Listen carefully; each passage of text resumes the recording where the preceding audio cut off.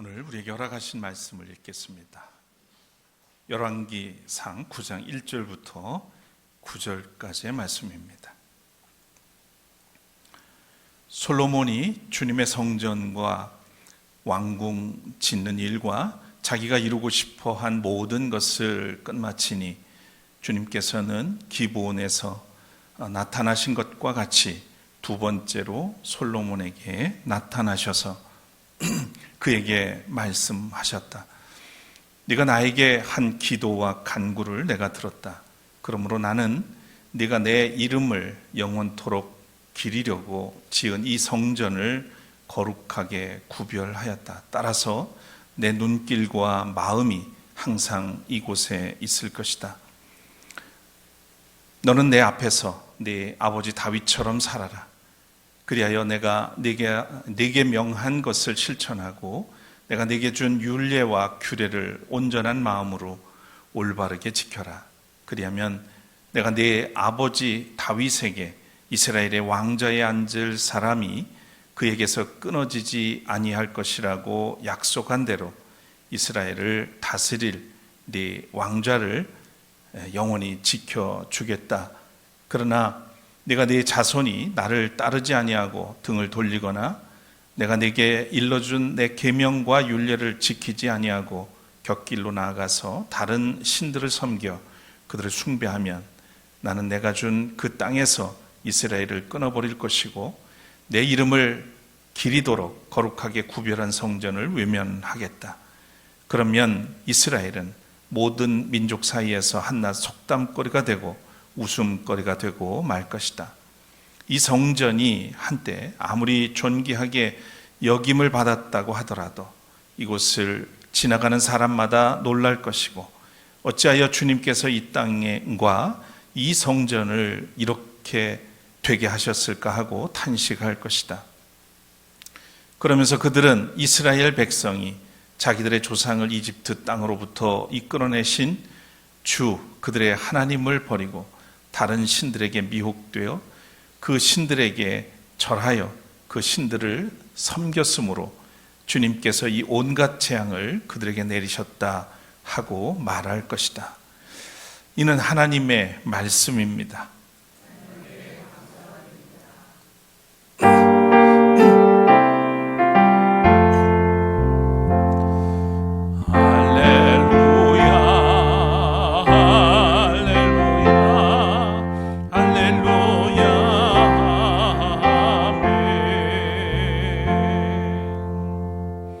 자리에 앉으시겠습니다.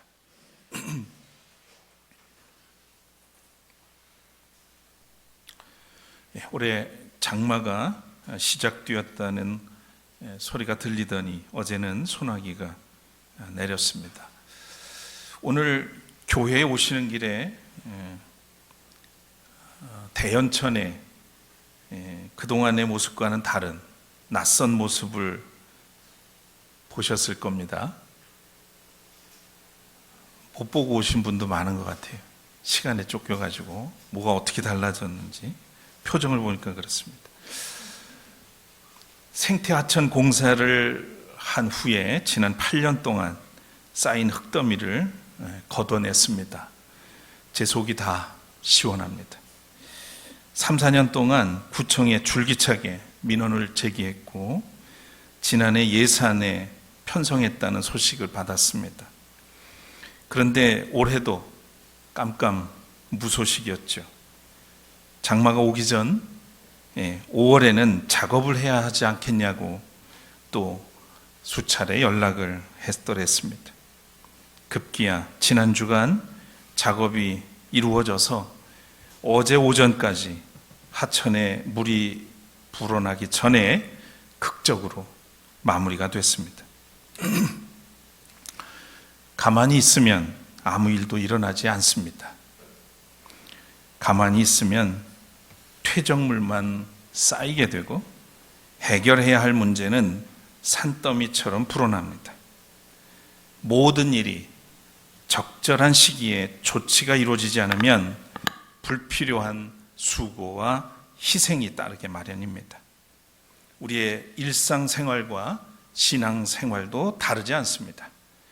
우리는 적절한 시기에 처리하지 않은 일로 인해서 과분한 대가를 치르게 됩니다.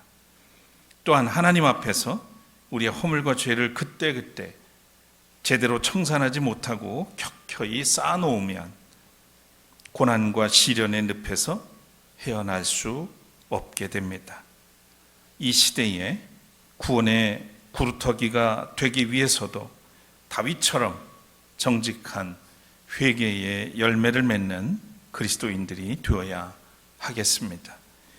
오늘도 그대로의 모습으로 주님께 나와서 온 마음 다해 예배드리는 여러분에게 신실하신 주님의 사랑과 은총이 함께 하시기를 빕니다. 먼저 찬양 올리겠습니다.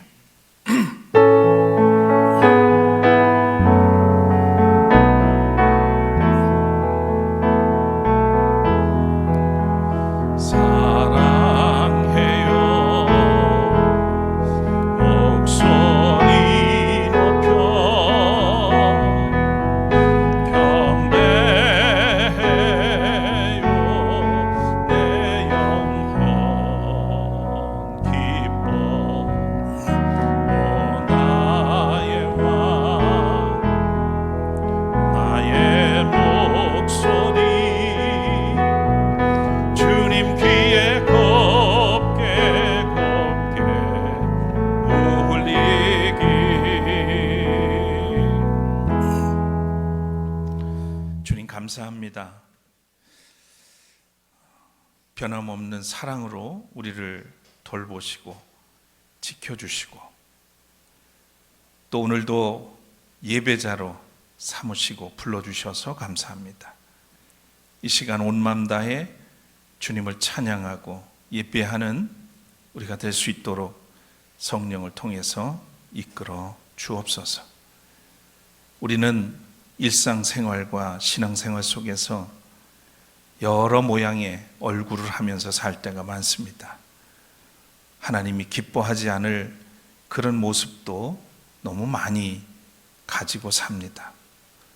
그러나 그런 모습들을 돌아볼 겨를 없이 달려온 그동안의 삶이 아니었는지 오늘 성찰하게 하시고 하나님 앞에 다시 한번 경외하는 마음으로 엎드릴 수 있게 하여 주옵소서.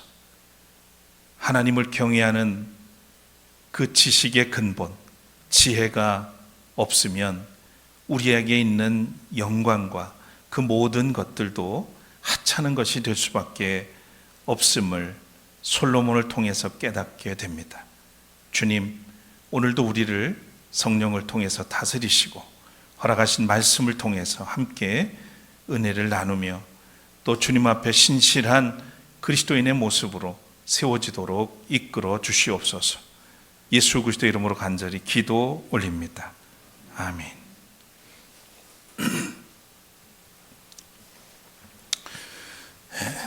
여러분, 중세 시대의 그림들을 회화를 이렇게 보다 보면 종종 그 화폭에 난데없이 개가 그려져 있는 모습들을 보게 됩니다.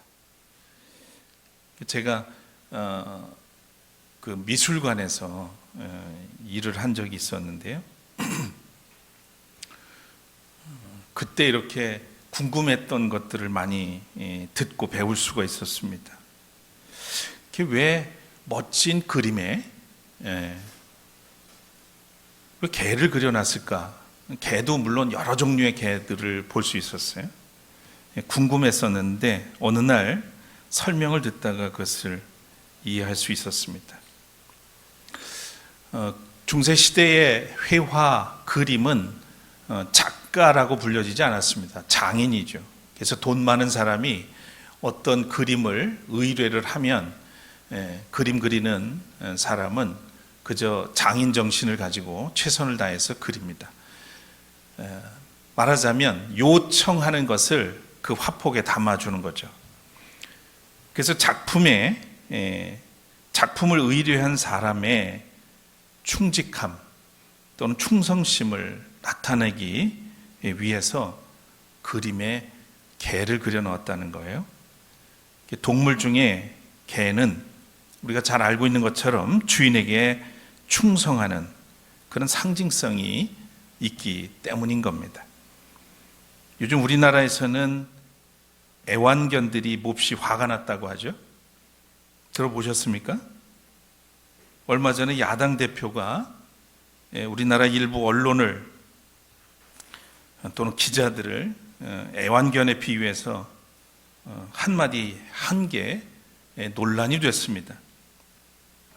언론이 진실을 보도하기는커녕 마치 검찰의 애완견처럼 주는 정보를 받아서 열심히 왜곡, 조작하고 있다, 이렇게 한마디를 했었죠. 이렇게 일부 언론의 무도함과 편향성을 비판하면서 검찰의 애완견이라고 하는 표현을 하자 기자협회에서 발끈했습니다. 그런데 들리는 소문에 의하면 더 화가 난 건 따로 있다고 그래요. 애완견입니다. 말로 표현을 못해서 그렇지 왜 우리를 기레기들과 동급으로 치부하느냐, 왜 우리를 하필이면 검찰의 애완견이라고 했느냐, 이러고 지금 항변한다는 겁니다. 웃으라고 한 얘기예요. 너무 진지하게 들으시는 것 같아서. 개는 충성심을 상징하기도 하지만 사람이 사람답지 못할 때, 누군가 재구시를 못할 때 비유의 대상이 되기도 합니다. 개는 주인에게 충성하기도 하지만 때로 물기도 하죠. 개의 양면성입니다. 사람도 지킬 박사와 하이드처럼 양면성을 가지고 살아갑니다. 인생에도 양면성이 있죠.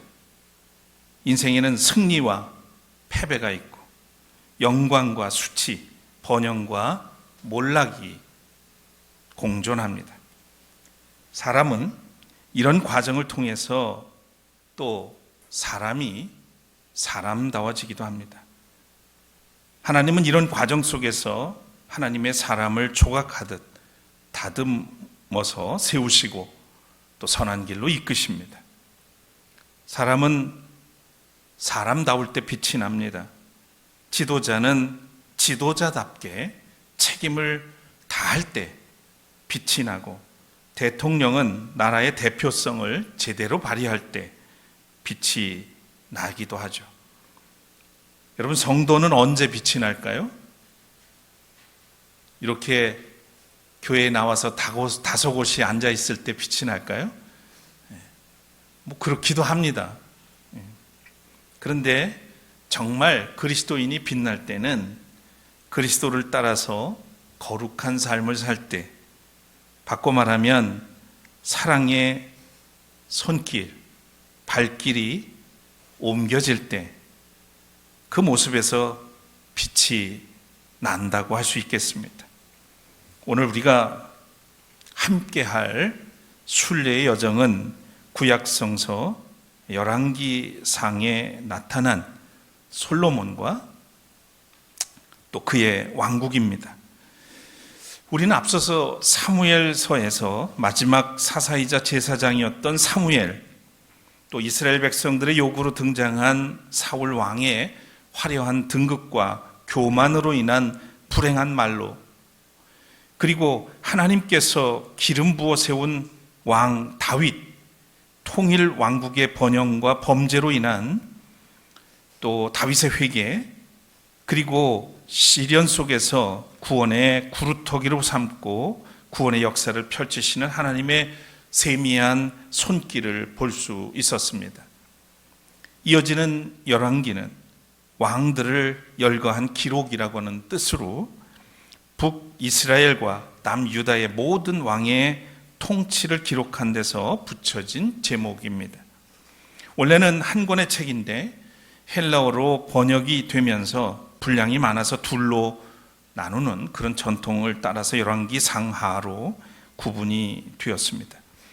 열왕기는 다윗 왕 통치 만렵이 되는 주전 10세기 초부터 여호야긴 왕이 바벨론 감옥에서 풀려나는 주전 560 6년, 560년, 6세기 중반까지 4세기 동안에 걸쳐서 이스라엘의 통일 왕국과 분열 왕국의 과정, 그리고 분열된 두 국가의 왕들의 이야기를 신학적인 관점에서 조명한 역사서라고 할 수 있겠습니다. 오늘은 최고의 영광을 누린 솔로몬의 치적과 그리고 그의 타락 이야기 속에 담긴 하나님을 향한 불신앙을 걸러내 보려고 합니다. 솔로몬은 이복형 아도니아의 계략을 제치고 어렵사리 다윗의 후계자가 됩니다. 이것은 이미 선지자 나단을 통해서 하나님께서 다윗과 약속한 것이었습니다. 내가 내 몸에서 나올 자식을 후계자로 세워서 그의 나라를 튼튼하게 하겠다. 바로 그가 나의 이름을 드러내려고 집을 지을 터이며 나는 그의 나라의 왕위를 영원토록 튼튼하게 해주겠다. 이 말씀의 결과가 솔로몬이라고 할 수 있는 거죠. 다윗의 죽음이 임박해오자 솔로몬의 이복형 아도니아는 요압 장군과 또 아비아달 제사장과 모의해서 왕위를 쟁탈하려고 했습니다. 그러나 이를 눈치챈 선지자 나단과 밧세바가 다윗 왕에게 간청을 해서 솔로몬을 왕으로 등극시키는데 성공을 하죠. 왕이 된 솔로몬은 하나님께서 주신 지혜로 슬기로운 재판을 이끌고 또 3,000개의 잠언과 1,005개의 노래를 지었으며 이 세상 모든 부귀와 영화를 마음껏 누렸습니다. 솔로몬이 소유했던 재산을 먼저 살펴보겠습니다. 신변 보호를 위해서 솔로몬이 소유한 병거가 4만 개, 그리고 그 병거를 몰고 전쟁에 나가서 싸우는 마병이 12,000명이었습니다. 궁중 호위대 같은 것이었죠. 솔로몬이 건축하고 소유한 국고성, 말과 병거를 보관하는 병거성, 마병들이 거하는 마병성들이 전국에 흩어져 있었다고 합니다. 홍해 가까이에는 군함을 정박할 수 있는 큰 군항이 있었고요. 또 솔로몬이 건축한 예루살렘 성전과 그 안의 성물은 모두 금으로 입혀졌었고, 또 솔로몬이 마시는 또는 먹는 그릇마다 다 정금으로 입혀져 있었습니다. 솔로몬이 정식으로 결혼한 후궁이 700명이었고 첩이 300명, 합이 1000명이었습니다. 솔로몬의 부귀와 영화는 여기서 끝나지 않았죠. 구약학자 존 브라이트가 쓴 이스라엘 역사라고 하는 이 책에 보면 솔로몬의 업적과 그 방대함을 그려져 있습니다. 잘 서술해 놨습니다. 솔로몬은 이복형 아도니아의 정치적 음모를 피 흘림 없이 막아내고 정권 이양을 성공시킨 정치의 귀재였고 외교력도 탁월했다고 서술을 하고 있습니다. 이집트 바로의 딸과의 정략적인 결혼에서 시작해서 수많은 이방 여인들의 딸들과 결혼을 통해서 여러 가지 관계들을 만들어갔고 특히 국제무역에 물꼬를 트는 그런 기회들로 삼았습니다. 솔로몬은 국력을 바탕으로 해서 중요 도시를 요새화했고 군사 기지로 만들어 가기도 했습니다. 그리고 솔로몬은 그의 아버지 다윗도 감히 꿈꾸지 못한 예루살렘 성전을 7년에 걸쳐서 건축을 하죠. 예루살렘 성전, 이건 특별한 의미가 있습니다. 솔로몬 이야기에서 아주 대표적인 상징성을 가지고 있고요. 또 세계 역사에 또 한 축을 그은 일이 됩니다. 그리고 장차 임할 메시아 왕국의 거점으로 여겨지기도 합니다. 자, 그리고 솔로몬은 이 성전 옆에다가 아주 거대한 왕궁을 13년에 걸쳐서 건축을 합니다. 그래서 도합 20년, 그가 재임한 지 40년의 절반을 건축하는 일에 썼다는 것을 알 수 있죠. 솔로몬의 업적은 이것으로 끝나지 않았습니다. 하나님께로부터 받은 지혜를 가지고 그의 문학의 꽃을 피웠죠. 그래서 우리가 잘 아는 잠언과 전도서로 남겨져 있습니다. 그리고 성전에서 부르는 몇 개의 시편도 남겨놓았습니다. 이렇게 보면 솔로몬은 지상 그 어느 나라 왕보다도 높임을 받았고 그의 부귀 영화는 그 무엇과도 비교할 수 없을 정도입니다. 그러나 세상에 영원한 영광은 없습니다. 영원한 번영도 없죠. 솔로몬의 영광 속에는 이미 그 속에 어두운 그림자, 몰락으로 가는 씨앗이 움트고 있었습니다. 몰락의 길은 그리 길지 않았습니다. 존 브라이트가 말합니다. 솔로몬의 업적 뒤에는 백성들의 피와 땀을 강요하는 억압 정치가 이미 민족의 불만과 분열을 가중시키고 있었다고 진술합니다. 토지개혁은 세금을 거두어들이기 위한 정책이었고 거대한 왕궁과 귀족 그리고 방대한 군대를 위해 거두어들인 식량 때문에 백성들은 굶어야 했던 것입니다. 20년의 건축은 백성들을 노예로 전락시켰고요. 부자와 가난한 자의 분열은 결국 민족의 분열의 그런 조짐으로까지 확대되고 있었습니다. 후에 다룰 열왕기상 11장 이후에 나오는 여로보암의 반역 이야기는 솔로몬 왕국의 영광 속에 깊숙이 스며들었던 부패에 대한 항거였음을 알 수 있습니다.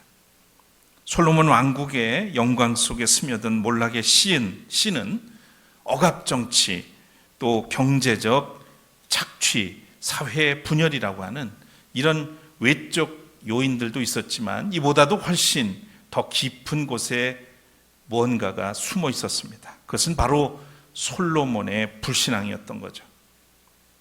그토록 나라를 튼튼히 세우고 성전을 웅장하게 건축했고 하나님 앞에 봉헌하고 그토록 아름답고 경건한 봉헌 기도를 드린 솔로몬이 어째서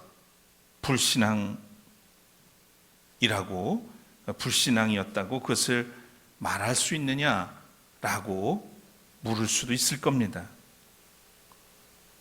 우리가 아는 바처럼 하나님께서는 인간의 업적 그리고 눈에 보이는 것은 그렇게 중요하게 여기지 않습니다. 오늘 저는 이 질문을 안고 솔로몬의 기도, 그토록 간절하고도 경건했던 기도의 내용부터 보려고 합니다. 솔로몬이 성전 건축을 다 마친 후에 하나님 앞에 봉헌하는 장엄한 기도를 드립니다. 그 기도 서두에 나오는 모습이 여러분 보시기에 오른쪽에 있는 성경 구절인데요. 같이 한번 읽겠습니다. 주님께서는 캄캄한 구름 속에 계시겠다고 말씀하셨습니다. 이제 주님께서 계시기를 바라서 이 웅장한 집을 지었습니다. 이 집은 주님께서 영원히 계실 곳입니다. 여러분 보시기에 어떤가요? 얼핏 보기에는 이 기도는 하나님을 위한 하나님이 거하실 전을 거룩히 성별하는 경건한 봉헌 기도처럼 보입니다. 자, 그런데 사실 이 성전은 누가 계획했죠? 아버지 다윗이 짓고 싶어 했던 성전입니다. 그리고 그 성전 지을 수 있도록 준비하도록 모든 것을 허락하신 분은 누굽니까? 하나님이시죠. 이제 그래서 지어진 겁니다. 그런데 요 문구만 보면 이 웅장한 집을 지었습니다. 누가 지었죠? 자기가 지은 것처럼 말합니다. 이제는 내가 이 집을 지어놨으니 여호와께서는 주님께서는 이곳에서 영원히 계시기를 바랍니다. 이렇게 기도를 드린 거예요. 그러니까 얼핏 보면 굉장히 하나님께 경건한 마음으로 봉헌하는 기도로 보여집니다. 자, 그런데 솔로몬은, 감추어진 솔로몬의 마음이 뭐냐? 자기의 능력으로 지은 공간으로 여긴다는 겁니다. 여기 안에 하나님을 묶어두고 자신의 왕국과 왕실의 보호신으로 전락시키는 죄를 범하고 있었던 겁니다. 부귀 영화를 누리다가 지혜가 무뎌진 탓이 아닐까, 저는 솔로몬을 생각하며 그런 생각이 들었습니다. 우리가 하나님이 주신 것을 마음껏 누리다 보면 그게 어디서부터 왔는지를 잊어버립니다. 그리고 이 모든 것의 주인이 누구인지를 망각합니다. 그리고 거기에 그 자리에 누가 서죠? 내가 섭니다. 내 힘으로, 내 능력으로, 내가 한 거야. 오늘 솔로몬은 하나님을 경외하는 그 믿음, 지혜가 점점 쇠퇴하게 되고 부귀영화를 누리다가 그렇게 된 것은 아닐까 하는 생각을 하게 되는 겁니다. 이 우주와 인간을 창조하신 창조주 하나님, 이 역사를 통치하시는 하나님, 이집트 노예에서 이스라엘을 해방시키시고 광야 40년을 동행하시면서 약속의 땅으로 인도하신 살아계신 하나님을 솔로몬은 자기가 만든 공간 안에 묶어두고 자기와 왕국을 위해서 축복이나 해주는 이방신의 수준으로 전락시키고 있었던 겁니다. 그래서 이 기도는 가장 경건한 기도 같으나 하나님의 주되심을 사실상 부정하는 무도한 기도였던 것이죠. 신학적으로 표현하면 솔로몬은 역사의 하나님을 왕궁의 보호신으로 끌어내리고 있었던 겁니다. 하나님을 이용하여 자신의 왕국을 세우고 자기는 그 속에서 왕노릇 하려고 했던 것이죠. 명백한 불신앙입니다. 열왕기상 8장 30절 말씀을 보십시오. 주님의 종인 나와 주님의 백성 이스라엘이 이곳을 바라보며 기도할 때에 그 기도를 들어주십시오. 요청으로 보입니까? 아니면 명령으로 보입니까? 하나님을 향해서 우리가 기도하면 아무 소리 말고 들어주세요. 내가 요청하면 원하는 대로 다 해주세요. 이런 이야기예요. 저는 간구나 요청이라기보다는 하나님을 향해서 명령처럼 느껴졌어요. 가장 거룩한 것 같은 그의 탄원 기도 속에 불신앙이 더 극명하게 드러나고 있는 겁니다.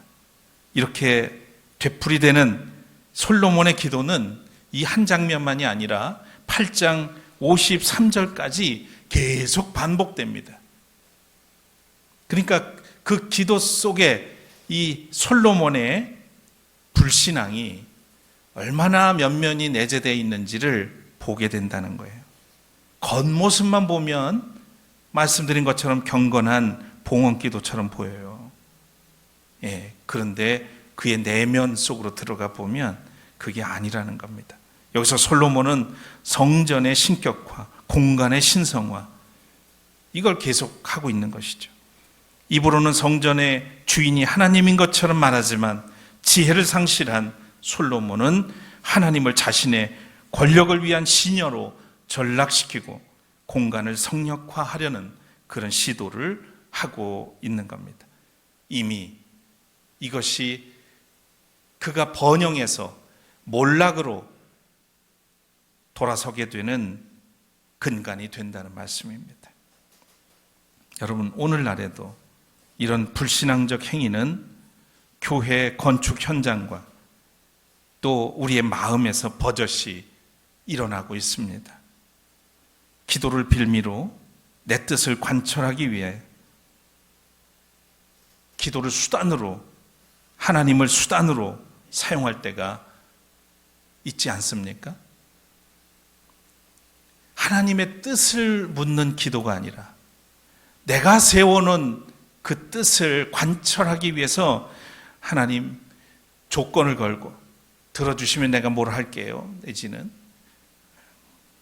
하나님을 겁박하고 알게 모르게 우리도 그런 짓을 많이 한다는 말씀입니다. 여러분은 여러분 스스로 뜻을 정해놓고 하나님이 내 요구대로 응답하고 반응하기를 바라고 있지는 않습니까? 열왕기상 8장을 쭉 들여다보면 솔로몬의 이 기도를 더 자세히 나중에라도 읽어보셨으면 좋겠습니다. 솔로몬의 기도에는 아버지 다윗이 드렸던 여호와 하나님을 두려워하는 회개는 없습니다. 내 뜻대로 마옵시고 아버지의 뜻이 이루어지기를 기도하셨던 주님의 기도도 없습니다. 앞서 말씀드렸던 존 브라이트는 솔로몬은 철저하게 하나님의 이름으로 자기 국가를 거룩하게 만들려는 큰 유혹에 빠졌다고 그렇게 해석을 하면서 비판을 합니다. 이것이 솔로몬의 불신앙이었고요. 바로 이 불신앙이 그가 그토록 사랑한 영광을 좀먹기 시작한 몰락의 씨앗이었던 겁니다. 침묵을 지키시던 하나님께서 바로 이 솔로몬의 오만한 그런 불신앙의 기도를 두고 대답을 하셨습니다. 너와 네 자손이 나를 따르지 아니하고 등을 돌리거나 내가 네게 일러준 내 계명과 율례를 지키지 아니하고 곁길로 나아가서 다른 신들을 섬겨 그들을 숭배하면 나는 내가 준 그 땅에서 이스라엘을 끊어버릴 것이고 내 이름을 기리도록 거룩하게 구별한 성전을 외면하겠다. 지금 하나님은 성전에 관심이 있어요, 없어요? 네. 성전 건물에 공간에 관심이 있는 게 아니에요. 그러면 이스라엘은 모든 민족 사이에서 한낱 속담거리가 되고 웃음거리가 되고 말 것이다. 하나님은 그런 솔로몬에게 경고장을 날리셨습니다. 또 하나님은 솔로몬의 궁중 종교를 거부하고 계신 거죠. 그리고 그 속에 교만을 경고하시고 또 심판하고 계셨습니다. 성전은 하나님께서 거하시는 전이 아니었습니다. 하나님은 그 성전을 넘어서 계신 분이고 지금 우리 마음속에 와 계신 분이고 이곳에도 계시고 하나님이 지으신 그 어느 곳이든 계신 분입니다. 그 어느 공간도 하나님을 묶어둘 수는 없습니다. 이것이 오늘 세계 교회와 특히 성전 신화에 깊숙이 물들어 있는 한국 교회에 가하시는 하나님의 경고가 아닐 수 없습니다. 한마디로 성전이 신앙은 아니었습니다. 신앙은 하나님 앞에 복종하는 것이었죠. 신앙은 하나님께 복종하는 것, 그것이 전부입니다. 여러분도 잘 아시겠습니다만 서울에 세습한 교회로 이름이 자자한 교회가 있어요. 그 이름도 명성이 높은 교회가 있어요. 정말 제가 잠실에 좀 학생 때, 신학생 때 있었던 적이 있었는데 그때도 막 새벽 기도로 막 소문난 교회였어요. 그렇게 해서 교인들을 끌어모으고 막 일대의 땅을 다 사고 큰 교회당을 짓고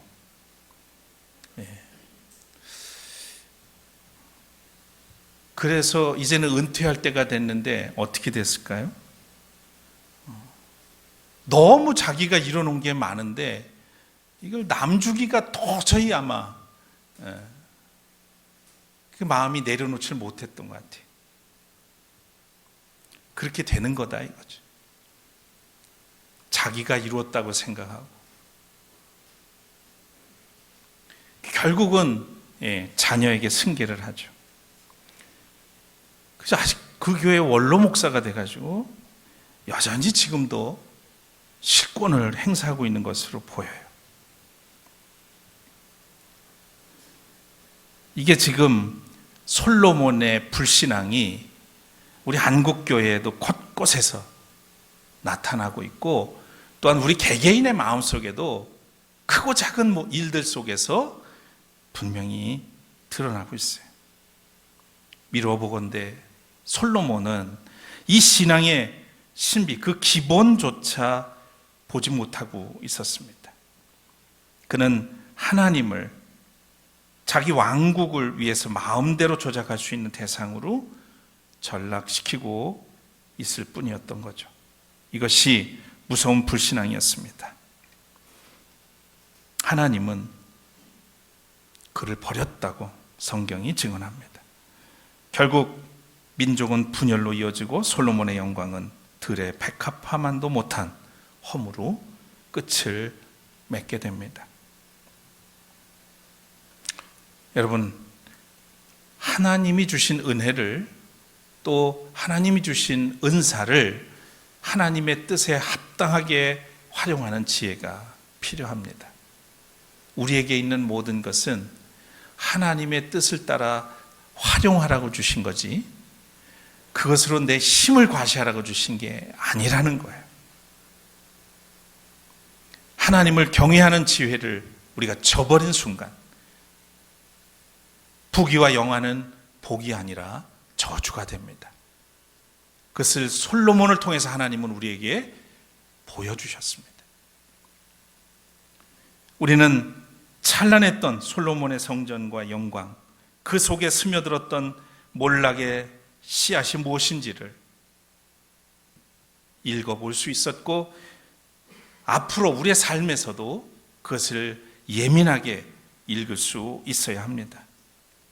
하나님 앞에서 양면성에 길들여진 빗나간 신앙이 아니라 참된 신앙으로 오직 주님의 한없는 은혜 안에 머무는 샘터 가족들 되시기를 축원합니다.